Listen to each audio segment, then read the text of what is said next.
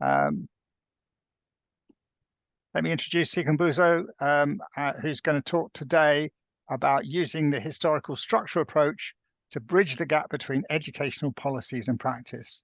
And we're hoping you're going to engage with the topic. He's got some tasks for you to do to bring your particular country perspectives to the discussion. And at various times in the meeting, we might open it up for actual discussion. So most of the time, the interaction is through the chat, but we will ask people to put hands up at various points if you want to make a more significant contribution, because this is quite, a topic where you might need to say something rather than a topic where you type, because it might take a long time for you to type, particularly if you're on a mobile phone. So I'm Gary Mottram, and I manage these webinars and the discussion group, the Telegram and the WhatsApp discussion groups for the British Council. And I will now pass you over to Sikhumbuzo to tell us about this topic. Over to you. Thank you, Gary. I thought you were saying you were going to introduce me, but it's all right. We can move on. Our topic for today, as Gary has said, it's using the historical structural approach to bridge the gap between educational policies and practice. What we are going to look at is that what informs educational policies and what misinforms educational policies. The first one being misunderstanding results in conflict.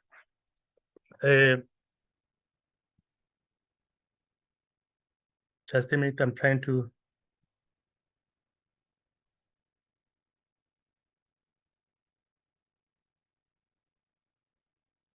just give me a minute, my technology.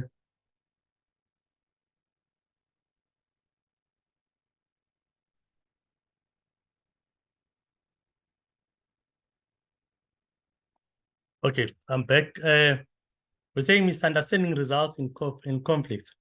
More often than not, the disjuncture between policy and practice is a direct result of lack of understanding.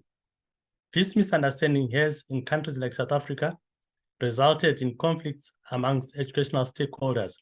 You find teachers fighting the school management team, the school management team fighting against parents, the parents fighting against the school governing team or bodies. These conflicts range from court battles to some who actually close schools. I'm going to lead this discussion today that should give a better understanding of education policies and practice, hoping that if we better understand, we'll be better positioned to avoid and or resolve conflicts so as to sustain harmony in the educational policies. I propose, therefore, that we use the historical structural approach to navigate towards understanding of educational policies, in particular, the language in education policies. What then is the historical structural approach? I'm going to give some brief background on that. The historical structural approach to language policy is a framework used to analyze and understand how language policies are shaped by historical and structural factors within a society.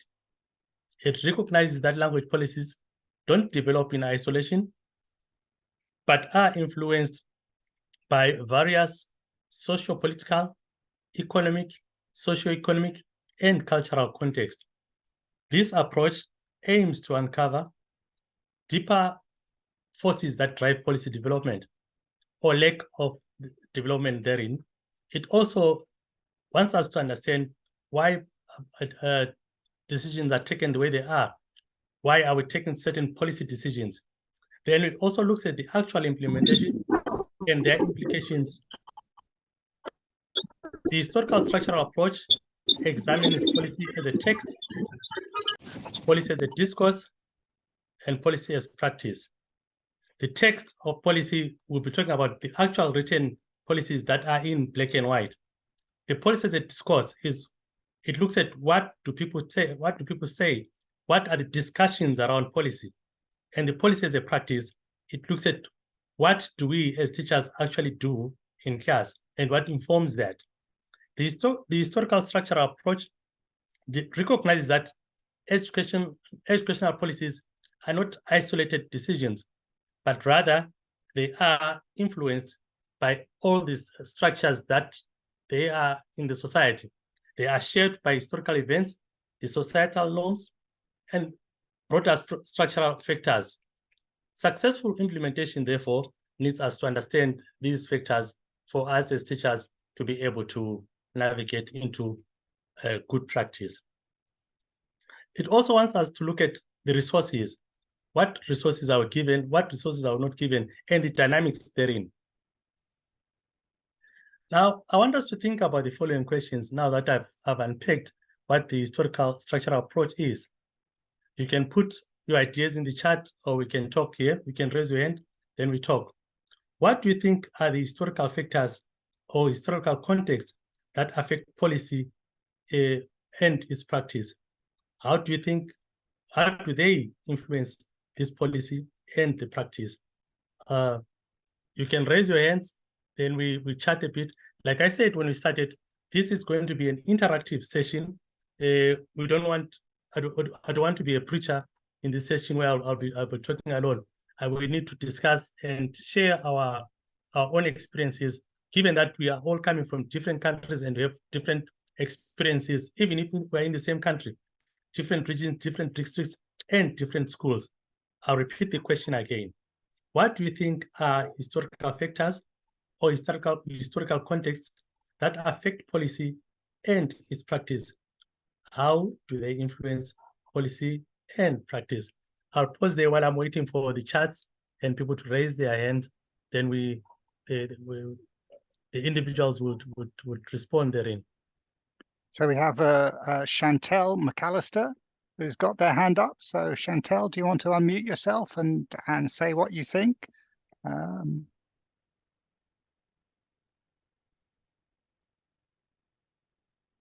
Chantel, can you hear us?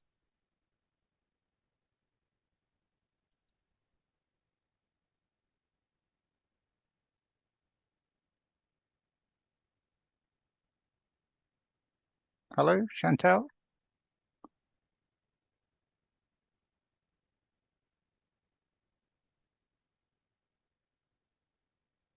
So if others want to put their ideas in the chat as well.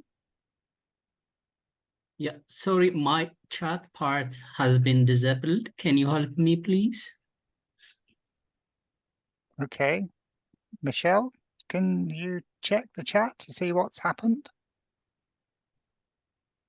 Do you want to ask your question? Yes, I will check it out. Oh, sorry, Gary, I'll check it out and All right, get back thanks. to you.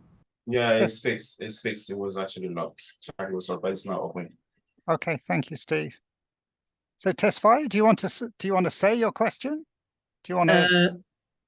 The question says, what do you think are historical factors or contexts that affect policy and practices?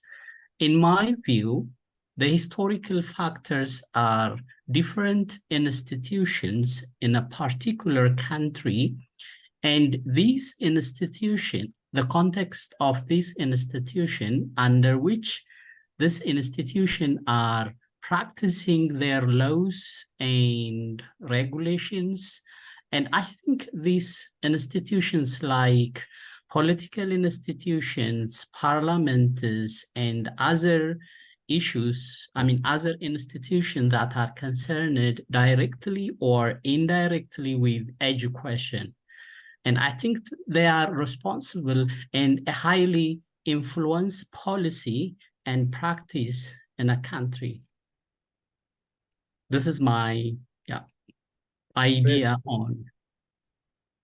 Great contribution there. I agree 100%. Would further engage as we go. But any other hand up? What do you think are historical factors, contexts that affect policy and practice, and how do they influence policy and practice? Any other hand? Not at the moment. So anybody else want to contribute? So there are some things coming into the chat now. Can you see the chat okay, Sikhumbuzo? I think the chat might have been disabled. Yes, at the yes. beginning. Now I can see the chat. Now it is okay. It says, I agree. It's Dr. Ritable Mawela says, I agree with the previous speaker. Most are influenced by political atmosphere in any country. Yes, I agree also totally. The political atmosphere influences what becomes our policy. The politics of the day determine what the policies are. As you know, the legislature is passed in Parliament, and Parliament are politicians that are voted in there. So they definitely have an influence in terms of our policy and its practice. Any other hand before we move on? Yeah, does anybody else want to speak? We have a relatively small audience. Somebody, Meblani has talked about personal beliefs. You've got the hegemonic status of the English language there as well. Sikhumbuzo in the chat. So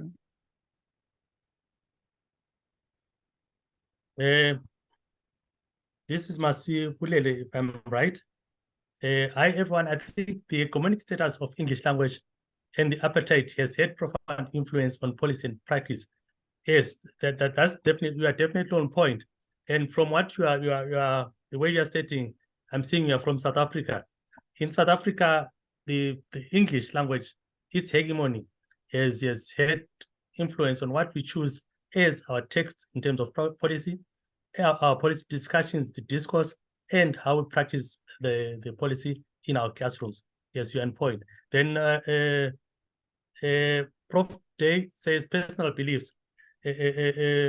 Personal beliefs, definitely, what one believes in strongly has an influence in terms of practice. We'll see how then these fall under either a historical or structural part in terms of the historical structural approach. We'll further discuss this after I've unpicked what I'll bring in the next slide. Thank you for those that have contributed.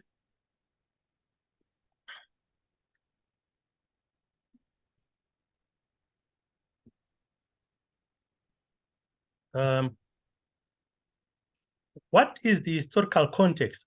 Like the previous speakers have alluded, they have touched on the historical context, they've touched on the structural context, but let us look at what are the historical contexts that influence the language policy and its practice. Language policies are often rooted in historical events, colonial legacies, and power dynamics.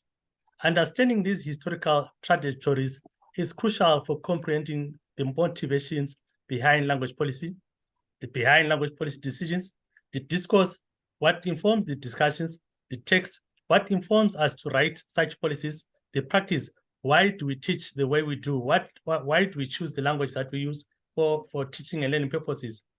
This approach, the historical structure approach, emphasizes the importance of historical events, the developments, and the interactions in shaping the current policies. It recognizes that historical legacies and patterns of behavior continue to influence language policy. This includes us examining past policies, the social movements, the cultural shifts, the political parties that govern us, the political parties that governed us before, and how they've influenced this practice. Now, earlier on, I said we give some examples. Now, I would like us to give examples in terms of historical events in your country or in your school. What historical events have shaped the language policy?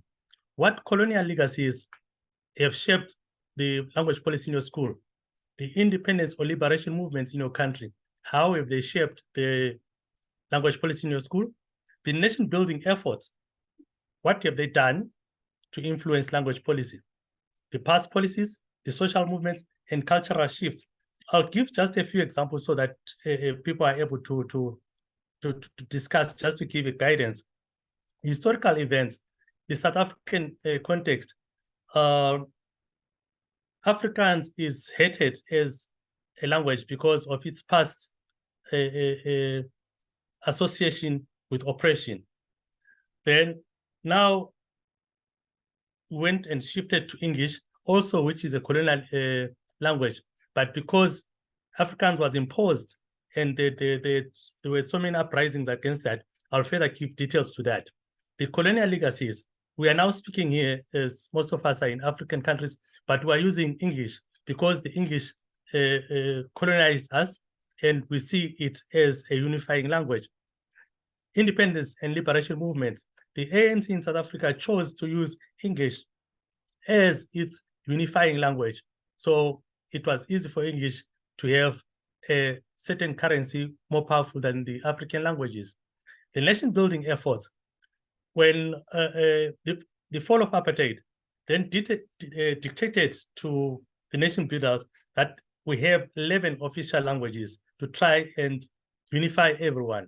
Now it's 12, including sign language. The past policies, like I said, the apartheid used language to divide and conquer and oppress. So people are influenced by that in their choice of languages even today. The social movements, we've got an influx of many people in South Africa.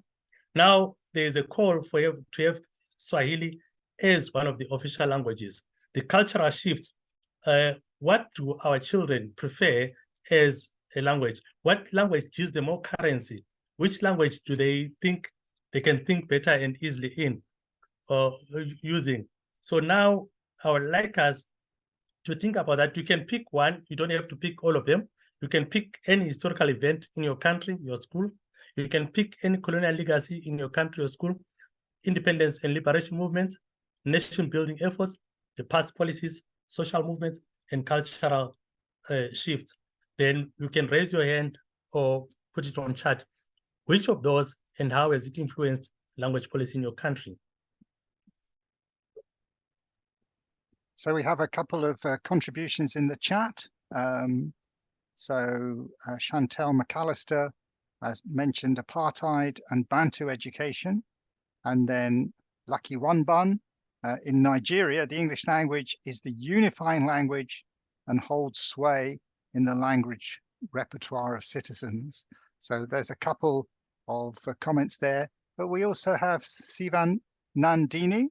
Would you like to unmute yourself and say what you wanted to say? You've got your hand up. Good evening to the president of NAICA, who is our president, and the rest of everyone that has joined. Thank you very much for the opportunity.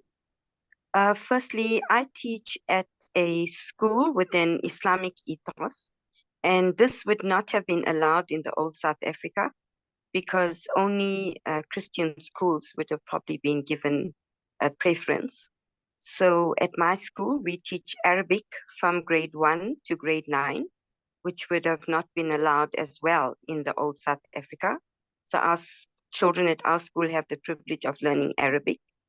And there's just one other point I want to make, and that is that school governing bodies choose the language of learning and teaching at the school. And it's very interesting that many schools chose English as their language of learning and teaching in South Africa. Thank you. Thank you, Rajesh. I see there are other hands carried there. Yeah, so there's Lucky Wanbun. So would you like to make your contribution, Lucky? So if you unmute yourself.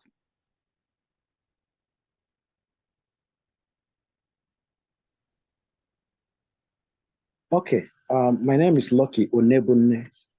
I'm a lecturer in Nigeria.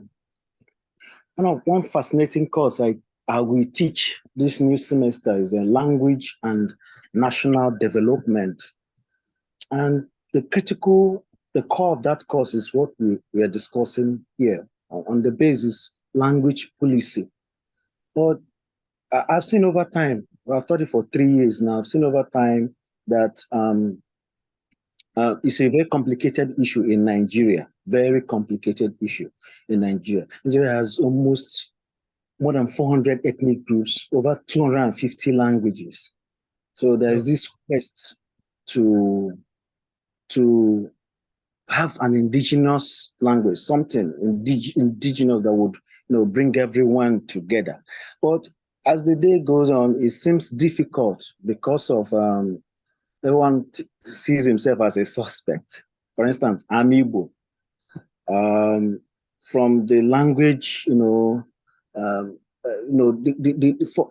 from studies and research, the closest that could be adopted is Hausa.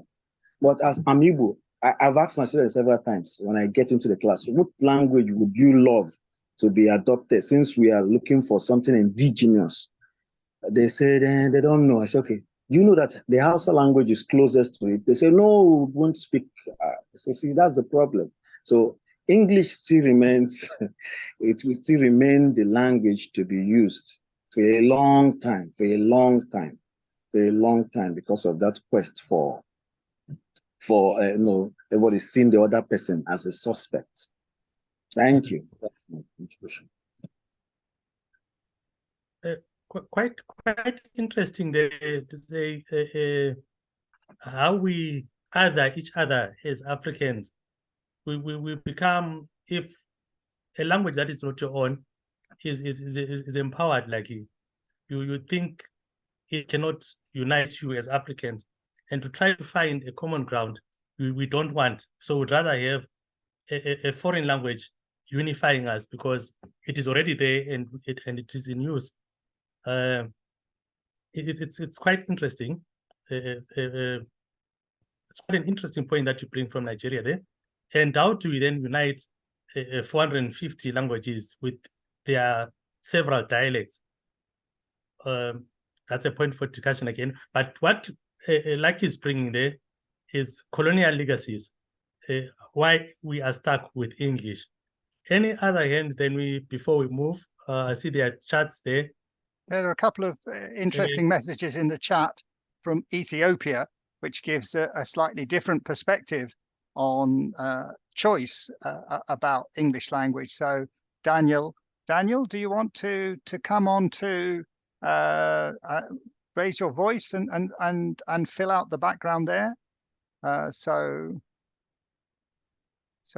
about the Ethiopia's English language choice, because that's a bit different from some of the other countries we've heard from so far. So different from South Africa, different from Nigeria, different from Guinea as well, which where French is the lingua franca and the language that's used in school. So do you want to say anything about that? Daniel, if you're there, are you there? Do you have sound?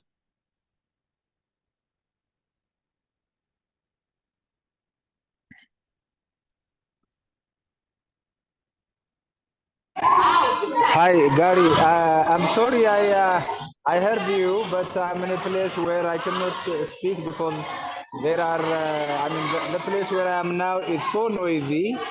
So maybe I will join you later. I'm simply trying to listen to what the speaker is saying, but to answer your question, the place where I am now is not so comfortable. So may I join you later? Yeah, that's fine. Yes, I can hear there's a lot of noise in the background there, Daniel. Yeah, so sure. Fair enough. I'm sorry. I'm just simply attending. Yeah, sorry. Yeah, no problem. So I just thought that was a different take on the issue, really. Yeah, okay. So obviously, I'm conscious of the situation in Rwanda, for example, where again different issues occur. So Sikhumbuzo, do you want to carry on? Yes. I just wanted to read Daniel's chat here. He says in Ethiopia, for those that can't read, in Ethiopia, English is used as a medium of instruction from high school through university level. English was chosen from European languages due to its relationship with Ethiopia. Then Daniel says the problem we have though is how to plan policies in the regions we have, or which are over 80 languages. He asked for tips on that. We'll then come to that. Sinovuyo Dlula says historical events due to what transpired in 1976. We'll come to those details later. The schools are now encouraged to have language policies which are then adopted by all stakeholders. For example, the language of learning and teaching being English. Thank you for your contributions. We'll deal further and as I give other examples in terms of the historical events. There's an interesting comment there from Joachim, which gives a slightly different angle on things, talking about the what is still an issue, that because English is such a dominant language in many countries, and because of the historical and colonial past, this is problematic because when you have many different languages in the country, what language do you pick? So you can probably hear my grandson crying in the background as well. So hopefully that's not interfering. So do you want to comment on that at all, Sikhumbuzo? Yes. Anna says it is really lamentable that the British have had supremacy over so many nations and still do, because once you denounce the language, your relevance mostly becomes redundant for most of the Western global scope. Because of its power, and I agree with you, English carries with it a certain level of currency, which we have not reached as Africans. If you look at the computers, the phones and so forth, they carry that power. But what stops us from having and developing our own languages? I'll give you an example. In South Africa, Afrikaans is the youngest language in terms of South African languages. And I think it is the youngest language again in Africa as a whole. But they have developed it in such a manner that their children learn from cradle to university using that language. And they also work using that language. So it is up to us to give our languages the currency that they deserve. But because we are in our own cocoons and have given up, and like the previous speaker alluded, we are suspicious of each other. Historically in South Africa, now we've got 12 official languages. There was talks before the language and education policy was drafted that the Nguni languages and the Sotho languages be united so that we have 2 major African languages instead of 11. But again, some echoes there say amongst the Nguni languages, which language would take precedence, which language will dominate. And yes, we have 11 official languages there, which take us back to Bantustans. Say, if you are in Northwest, for example, and if you learn through with your Setswana and nothing else, should your work take you to KZN, how will you communicate with the people there who are using a different language?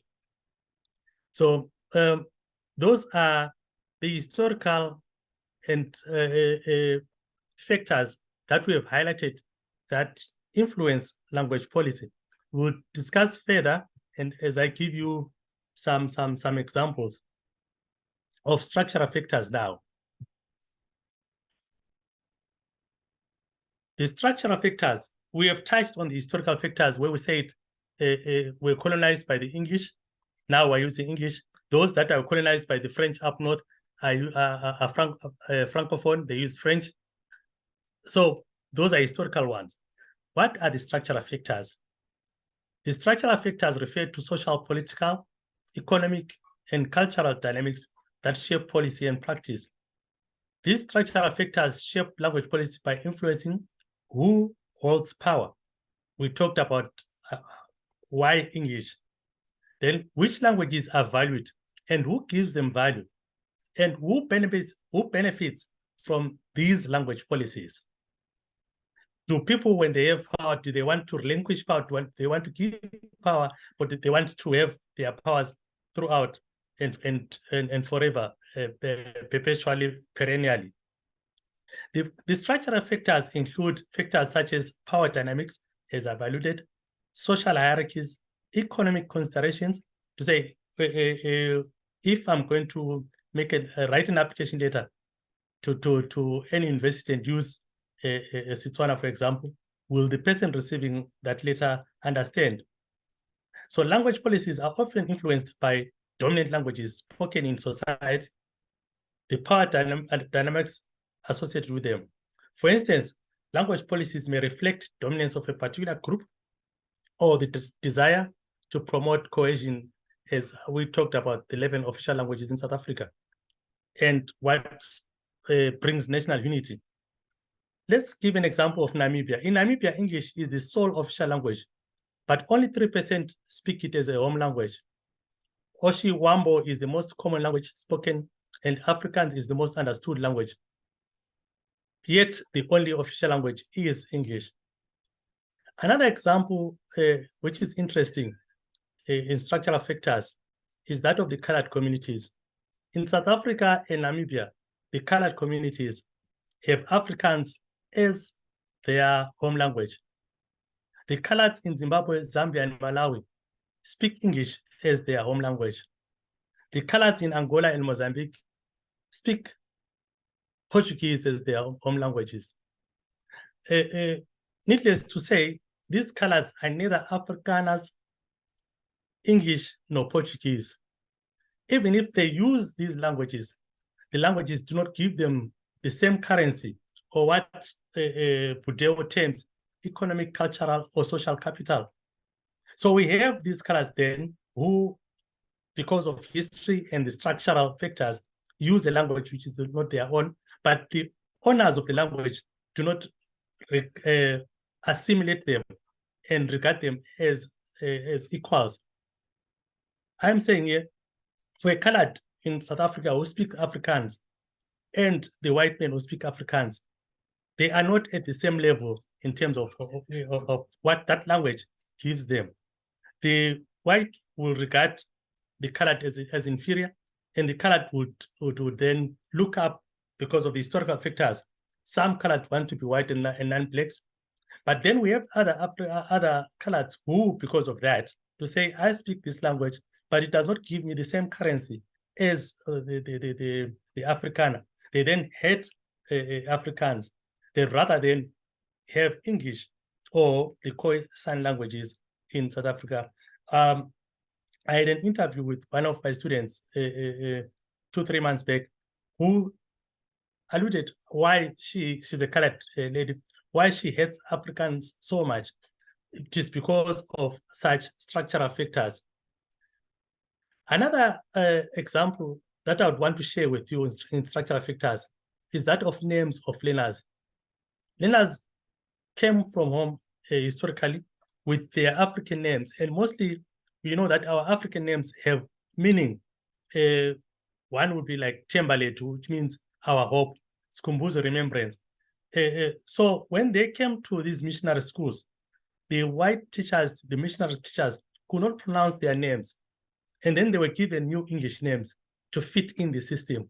So you would have your African name that you used home, and your school name that is now becomes the official name because of the certificates that they will be awarded by the system, by the schools, and which will then give you the job and so forth, which you'll then use for the rest of your life.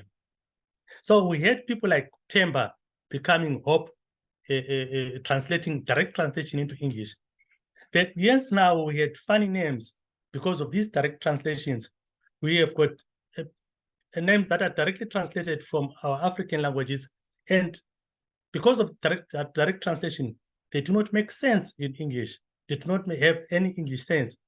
We have names like Why Me, Half Pint, Sometimes, No Name, Don't Care, Keep Change. We have names even worse like Winter, December, Experiment, Left Alone, and so forth, or Mother Alone. Names like Nice. So these names, because we are now trying to fit into the system, the structural factors then affect even our identity and our names.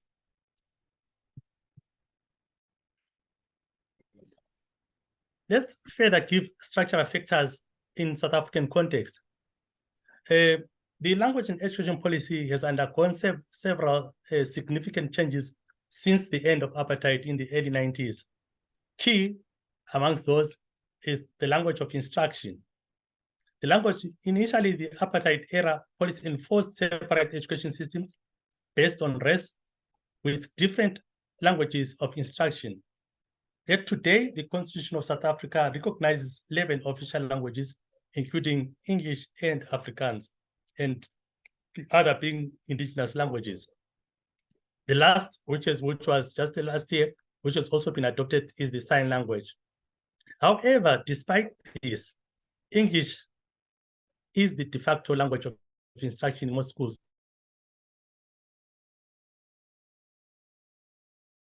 As their first language. The higher learning institutes also use English mostly and Afrikaans. So the parents, therefore, are left with no choice but to choose these languages that will give that will pave way for their children to higher learning institutes.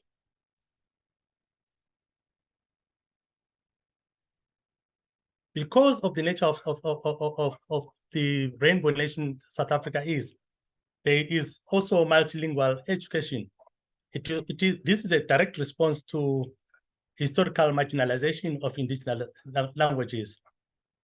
So it then aimed to promote, the policies aimed to promote multilingual education. This aim was to ensure that equitable use of and development of official languages in education. However, while this is so good on paper, the implementation of multilingual education has and is still challenging, with limited resources and lack of trained teachers in indigenous languages. Because, like I said earlier, you go to university, you learn through English. If you have any other additional language, it's one mother tongue which you do as a subject, or home language which you do as a subject. But the teacher training does not really train teachers in their language to be skilled and to be able to use that language as a language of teaching and learning. Therefore, what does this do? It further enhances the hegemony of English. English then still remains as the language of learning and teaching, as the language of work. Yet while we've got English, we've got Afrikaans also who do that, and they've recently built their own university where it's also strictly Afrikaans. The language rights and access. The post-apartheid era emphasized the promotion of language rights and access to education in one's mother tongue. Efforts were made to develop the curriculum, its materials, and textbooks in indigenous languages, particularly for the early grades, which we call foundation phase. Nevertheless, the availability and quality of resources remain uneven across different languages. From the publishers of textbooks who do not want to publish in the indigenous languages. Then what does this do? It brings inequality, and further, it also enhances language divides. So despite policy intentions, language remains a significant factor contributing to educational inequalities in South Africa. Learners from disadvantaged backgrounds, often with limited proficiency in English, face barriers in accessing quality education and academic success, which also means how or where you are placed in the economic ladder. The dominance of English also reinforces the social and economic disparities. Other examples in terms of structural features in South Africa.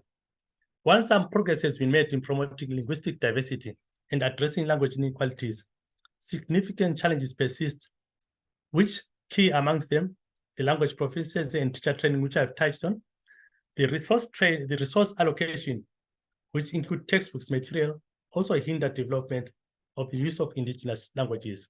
the attitudes one speaker has already mentioned earlier. What do our societies think about the languages that we're offering at schools? And what status are those languages bringing? So in South Africa, English and Afrikaans continue to influence the language choices in education. In Appington, for example, there are schools which are predominantly Black, which are isiXhosa and Tswana, which have isiXhosa and Tswana speakers. But those schools have abandoned isiXhosa and Setswana as either languages of learning and teaching and as subjects because of the preference of English and Afrikaans in that area. So you have learners and parents, while they are offered the languages in the schools, and the policies state that they can learn in Xhosa and in Setswana, but the parents refuse their children to learn in that. So then they are then given Afrikaans and English. In Inadel, in Joburg, also in South Africa, Black learners, because they want to move to the former Model C schools, then they abandon their township schools where their mother language or mother tongue or home language is taught. Then they come to schools where Afrikaans and English is then taught. So this then also undermines the indigenous languages, despite what policy states. So the translation of policy intentions into effective practice at schools remains a challenge, particularly in under-resourced schools and also in those well-resourced schools. So what the resource schools then do, they dictate what, if your learner is coming from whether the number allows from area X, even if the number allows them to be taught in their home language, they do not want to teach those languages because they will tell you about the human resources in terms of teaching those languages. So the learners are then forced into languages that are not their own. I've talked too much for now. I said this is going to be interactive. I've given examples of South Africa, the structural examples. I've also given examples of power relations. I've also given examples of social inequality. I've given examples of globalization and capitalism. To say the global world, if we are going to move out of South Africa, for example, go and work in Dubai, will my language have currency? Will that be taken there? Most teachers are now in South Africa and Southern Africa are flocking to China and Saudi Arabia, but they are going to teach English there. So what are the global influences and capitalism? How do they then influence the language policies in your country? So I want us to discuss the structural factors. I've given you examples, as I said, the power relations, social inequality, globalization, and capitalism. You do not have to touch on all of them. One can touch on structural factors, one can touch on social equality, and so forth. Can I please have chats and or show by raising your hand, then Gary will unmute you and you talk. Yeah, so people are in the chat at the moment while you were giving examples. There's been some discussion about class size and the dominance of particular languages. So you talked about the dominance of Afrikaans in some regions, and obviously English as a medium of instruction, but people are talking about the numbers of learners, and also, again, the issue that you talked about, which is the issue of the lack of textbooks in the local languages, or the lack of desire on the part of publishers or maybe the governments to produce materials for children in local languages. So that's the discussion so far. Do you want to comment on any of that? Yes, I'm trying to look at the chat here. So the speaker there does not have any name. It's just a number. It says in South Africa, the historical context was the apartheid system that gave birth to Bantu education. Yes, true. I've already touched on that. The interesting one also is that from Well, we say it's here in Ethiopia, the language policy is not due to colonization. Yeah, It was the French who that's done some of the earlier discussion. If you scroll to the bottom, you scroll right to the bottom of the chat, there's a discussion about the size of classrooms. So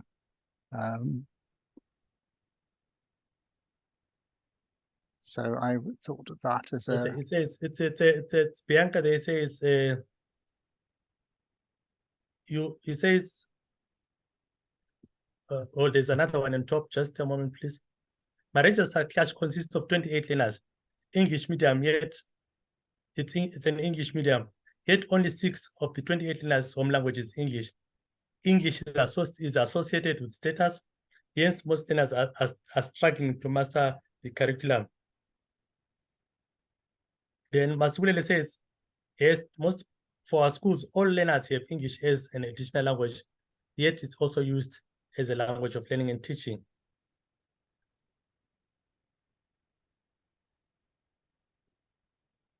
Yeah, so people are talking about the size of classrooms, the issues of the range of languages in a particular classroom. So we have a hand up. So Sivanandini, again, would you like to unmute and say what you want to say?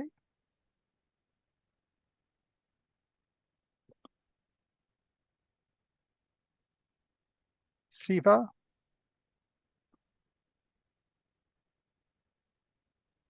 Oh, sorry, I thought I'd unmuted. Yes, I'd like to ask Pres a question. Do you, Pres, that the fracture, because this is like a long-standing discussion now where English is dominant and we're not giving equal respect to our other official languages, especially in schools with learning and teaching. Do you think that this fracture is starting from home, where respect is given more to English or even Afrikaans rather than the mother tongue? And then, because why would we want to accept an English name for our traditional names? And also, are we getting further and further away because young people are tending to follow after, the States, Europe, not only in language, but with dress and all of that? So are we fighting a losing battle, or are we going to have to pull this back? Thank you, Rajesh. The purpose of this discussion is to check our thinking and then try to find solutions to these challenges. As we draw towards the closure of this session, we'll then discuss some possible solutions of these challenges. So can we then discuss that when we discuss some possible solutions in terms of the way forward? Nothing is a losing battle. We want to have a practical practice in terms of language and education policy. But how do we do that? It is for us to understand these historical and structural factors for us to be able to climb this mountain. Any other hand up or chat?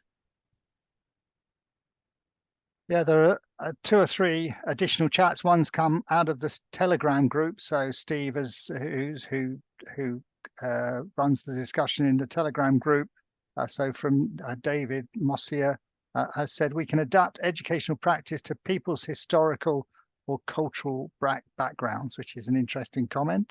So I'm not quite sure what he means by that. Maybe Steve can go back and get some more detail. But yeah, so that might be something. So as much as Indigenous languages also deserve recognition in education, most parents are now looking at the opportunities that come with learning a particular language.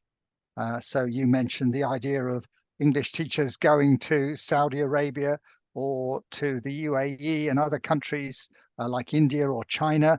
We never really mentioned Chinese as a language, do we? So obviously that's a language that it is one to sort of tangle with. But the notion of job opportunities, although maybe that's a little bit illusory for most people, is something that's often dangled by parents in front of their children. So that's another issue. True,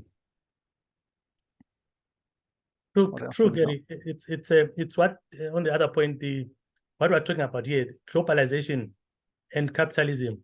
This globalization, when we talk about globalization, currently we're talking about the anglicizing ourselves, because the power, the world power lies with the English-speaking nations, America and Britain, and its allies.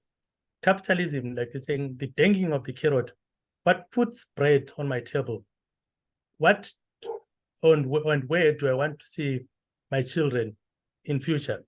So these two then give a certain level of influence in terms of not only attitudes, but also choices that parents make for their children. We've got a certain level of or percentage of parents, especially those that are in the middle class, who mother and father speak the same language, indigenous language, but in their house, they speak with their children in English, because they believe that when they get to school, they're already empowered to speak in the language of learning and teaching. Then those children, then as they grow, they cannot even pronounce their African names. I was telling my colleagues the other time that one of my children is called Luanle, but the way she pronounces it, it's Luanle, because of the schools that she goes to and this socialization that she's been through the schools. If there are no further questions, if there are no further discussions, we'll go to the next chart. But there's just one thing, an interesting kind of that Masi Buele, who's asking, are we fighting a losing battle? So it is what you're talking about. Are we fighting a losing battle against dominant languages like English or French or maybe Chinese? Is this something where, you know, indigenous languages are going to disappear? Is this inevitable? I wouldn't say we're fighting a losing battle, Harry. Yeah, Gary. I said such discussions. If we start understanding, if we start having these discussions to say, why are we teaching in the language that we're teaching? Why are we writing policies that we're writing? Why do our politicians adapt certain policies? Once we start these discussions, we'd find a common ground to say what then is best for our learners. Whether we say English would be the best, or we adopt and adapt English to make it our own English, and so forth. So it is these discussions that would like to have some way forward. As we chart our way forward, we'll then discuss on how best we can navigate for the future. Okay, all right. So there is another comment there from Bianca about the way that, again, she teaches in Northern Cape, where Sesotho is not a popular language amongst the community. I don't quite understand that in that region. Can maybe she unmute then give us? Yeah, can you make it clear what you're asking, Bianca? Are you okay to say something about that? I'm not quite clear what you're saying in the chat.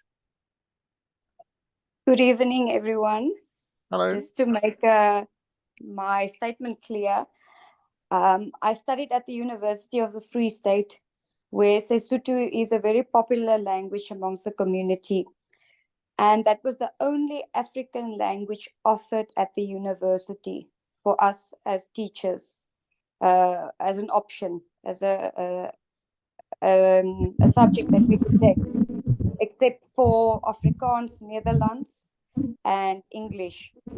So knowing I was going to teach in the Northern Cape, it was not an option for me to take Sesotho. I'd rather, I took English because I knew that the community that I was going to, the majority of the children speak Afrikaans and English. So what I'm saying is that universities should be more diverse with what subjects they offer us as teachers, so that we can empower ourselves to teach in the languages that are popular in our provinces and communities. Thank you, Bianca. That also, your point also raises some questions. Okay, if we are then trained in Sesotho, Sesotho is only taught in a certain part, in certain provinces in South Africa. Then if that province is saturated with teachers, it means you cannot go to teach where Sesotho is not offered. So that now also talks about who holds the power and what we do. Maybe if we adopted to say more regions speak Sesotho and we adopted that we have all those languages that are similar or dialects of Sesotho, like Setswana and so forth, falling under one, then we'd have more people speaking that. They need to have a better currency, a point to ponder. Masipulele, yes, you have your hand up. Yes, good evening, everyone. I just wanted to do a follow-up on my question, because it's not one to be negative. I'm actually very positive and very passionate about language, but I just wanted to signpost this, that currently it's all about opportunities. And if people believe that the English actually offers more opportunities, then that is why parents from a very young age, they are sending their kids to schools where English is used as a medium of instruction. There are so many Black parents who are even taking English as a home language for their kids. So hence I was asking, if are we fighting a losing battle? Because at the end of the day, people believe that this language is actually a language of opportunities, and that might prove detrimental to the indigenous languages. Thank you. Thank you, Masi. I really don't want us to look at this as a battle. I want us to look at this as trying to chat and find the way and navigate in terms of the way forward. What languages are we bringing to our children? Are those languages giving an advantage to our children? Are they giving the social currents that we need for our children? Are they opening doors for our children? So if it is a problem of English, as we want to say, how do we adopt and adapt that English to be useful even to those kids that come to school having not had an English background? If we are moving towards the 11 official languages, for example, in South Africa, or the indigenous languages, how do we do that without removing ourselves from the global world, without removing ourselves from the capitalist bread table? So we will then chat in terms of what is best, what we think should be done. Should we have the multilingual education as it is supposed to be? Say, while we've got English, we can code switch, we can code mix with our own languages. While we are going to write the exams, should the exams only be in English and Afrikaans? Why not like have English and our indigenous languages in those exam papers? So these are discussions that we would like to have. I'm seeing time, the discussions are getting interesting, but can I move on to the next slide, Gary? Yeah, I think so. There are some interesting points being raised, but yes, by all means, finish off. So now that we understand the historical structural factors, what do you think we can do to help the understanding educational policies and practice? We have discussed, some people have highlighted on that, some people have brainstormed, say, what do we do given this dilemma? Because of time, I wanted us to discuss this, but you'll think about it. I've got a few suggestions on that. Some thoughts on the way forward. Stakeholder engagement.